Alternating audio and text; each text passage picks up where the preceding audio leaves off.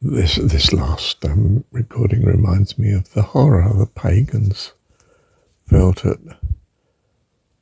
the intolerance of Christianity. The pagans were open. You see, you have any religion you like. You worship how you want to worship. I mean, providing you worship the emperor, of course. I mean, got to keep the state and the empire together, haven't we? Get your priorities right. And this damnable religion came in that looked upon everything else as damned.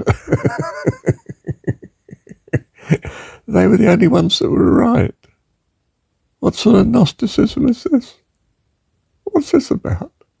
And when Rome embraced Christianity, the pagans just felt, oh, this is the end, and they were right. Rome went on a downhill from then on. The glory of Rome resulted in, Constantine splitting the empire, and which ultimately meant losing the Western Empire to,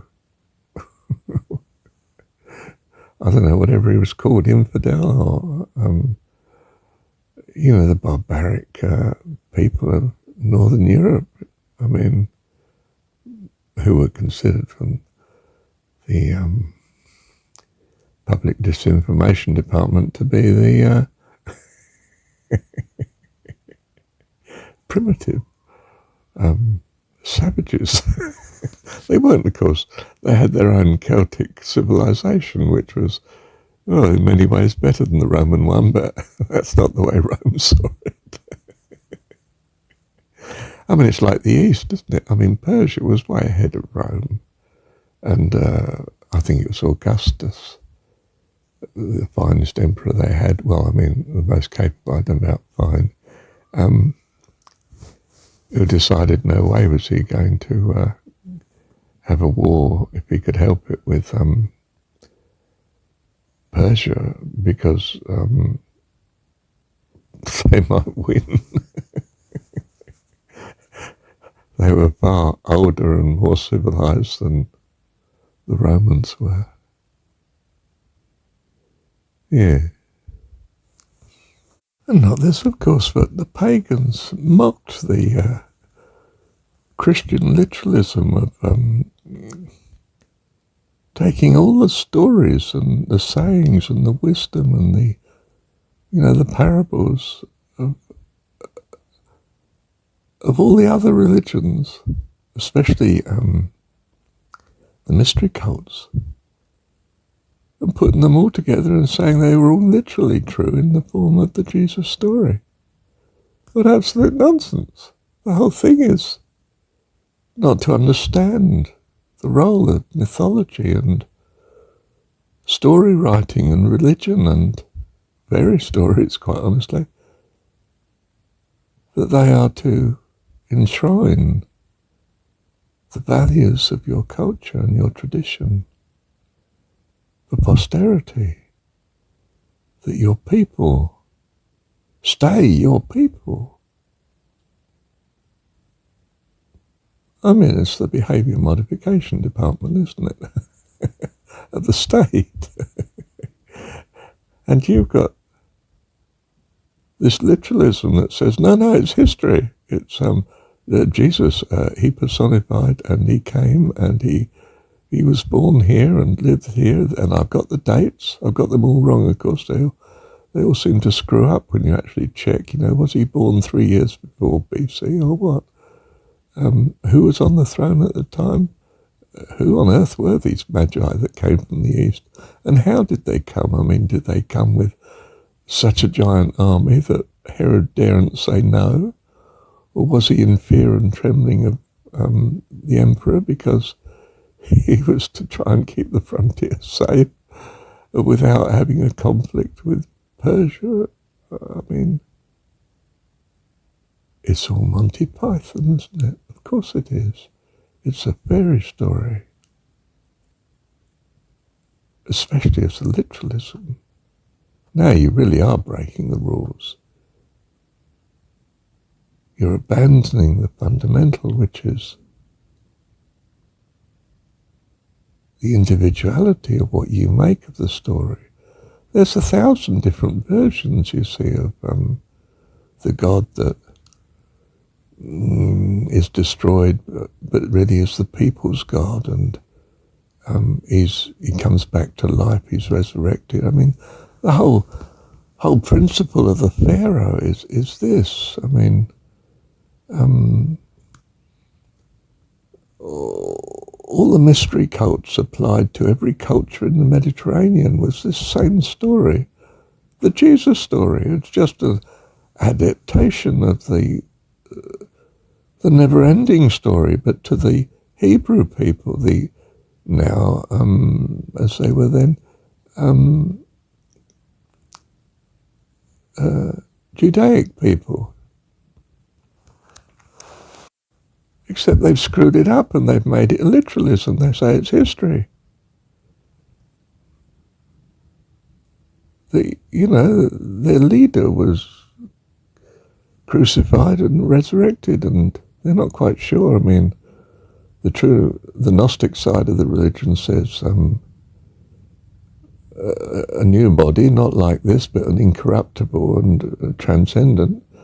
But the religion, the church, seems to say it's a physical body that's flesh and blood, but not recognizable, apparently. I mean, people on the Emmaus Road weren't clear who they were entertaining until he broke bread with them, and the whole thing's a mess.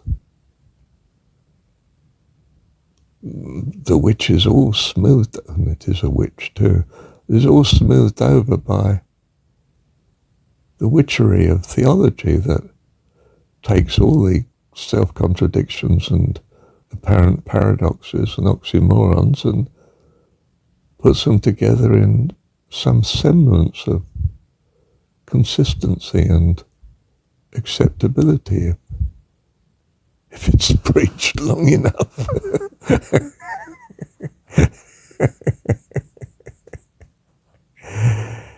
You're right, this is a mockery, and it's not good, but it's the truth of the matter, isn't it?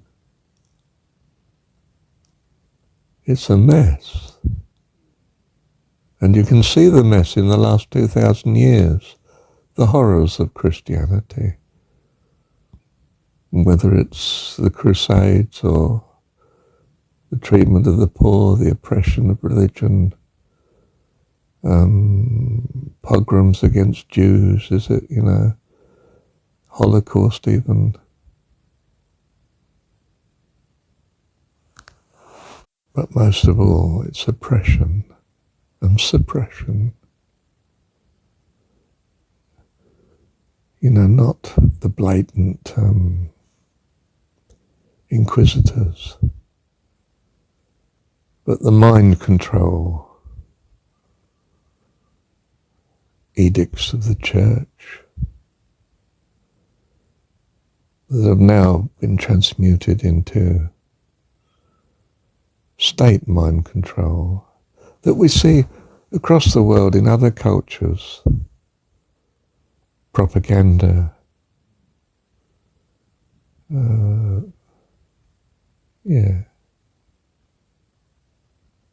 horrible, instead of loving kindness, which is what it was about. Individual, personal relationship, love and kindness, as of a family. If you can remember what families used to be. The notion of family is fast vanishing into mythical history, isn't it? It'll be part of the fantasy material of religion in 100 years' time. And they won't know what they're handling because no one will have experienced family. It will be a thing not so much of the past, but of the make-believe past. And you will need this great fairy story to recover any sanity at all, and certainly to recover life eternal. Oh dear. Have you a happier scenario to think upon, Marshall? I don't know, hang on. Yes, you can't live without loving kindness. We see it in the parents for the child. And if that really goes, so will life itself. It won't be a problem. And in a sense, from that point of view, this planet will have been wound up in its ministry. So no, it's not a problem at all. As long as loving kindness exists,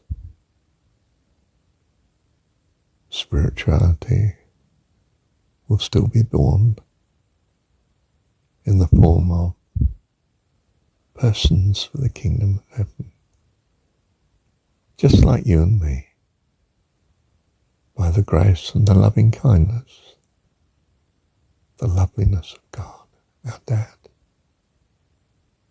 Thank you, Heavenly Dad.